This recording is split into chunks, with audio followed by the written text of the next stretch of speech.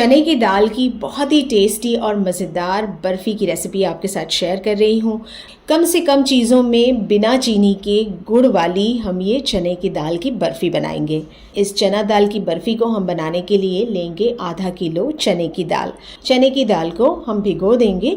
इसे कम से कम 5 से 6 घंटों के लिए भिगोना है ताकि ये अच्छी तरह से फूल जाए। चने की दाल भीग जाए, इसके बाद इसे 2 से 3 पानी में धो लेंगे और पानी ड्रेन करके इसे डाल लेंगे प्रेशर कुकर में।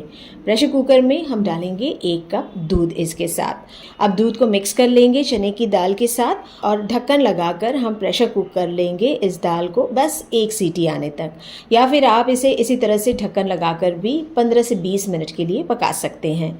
ढक्कन हटाएंगे। चने की दाल में जो दूध बचा हुआ है, फ्लेम को हम हाई करेंगे। हाई फ्लेम पर ये सारा दूध सुखा लेते हैं। चने की दाल को हम बस 50% ही पकाएंगे। अब ये दाल को हम निकाल लेते हैं एक बड़ी सी प्लेट में। इसे फ़ैन के नीचे आप रख लीजिए या फिर धूप में रख लीजिए ताकि इसका सारा मॉइस्चर, इसका सारा जो पानी है ये सूख जाए।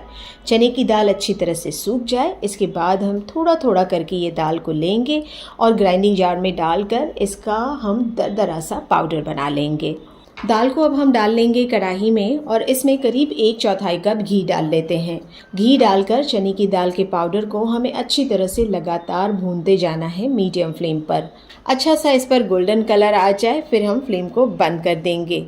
अब एक कढ़ाई में हमें डाल लेना है 2 बड़े चम्मच घी। इसमें डालेंगे चॉप किए हुए ड्राई फ्रूट्स, जिसमें है 1/4 कप काजू, पिस्ता, चिरौंजी मैंने ली हुई है, आप चाहें तो इसे स्किप भी कर सकते हैं। 1/4 कप बादाम है बारीक चॉप किया हुआ। ये ड्राई फ्रूट्स को हल्का सा गोल्डन कलर आने तक हम फ्राई कर लेते हैं घी में। ड्राई फ्रूट्स फ्राई हो चुके हैं। अभी इसमें हमें पानी डाल देना है।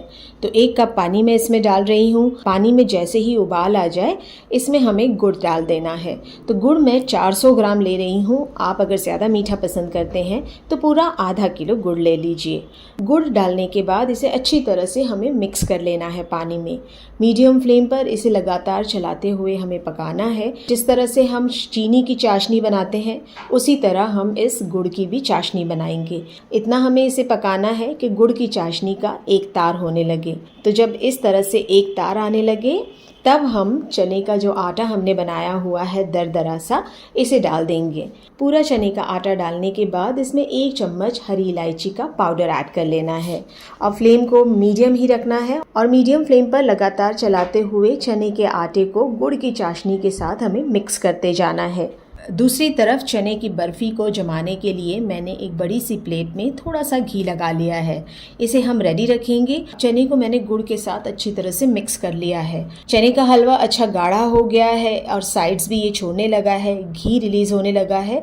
बस इसी टाइम पर चने के हलवे को हम इस बड़ी सी प्लेट में डाल देंगे जिसे हमने ग्रीस किया हुआ है।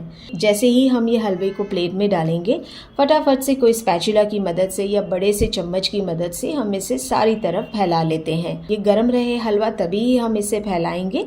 अगर ये ठंडा हो जाए तो फिर थोड़ा हार्ड हो जाएगा और फैलाना इसे मुश्किल होगा।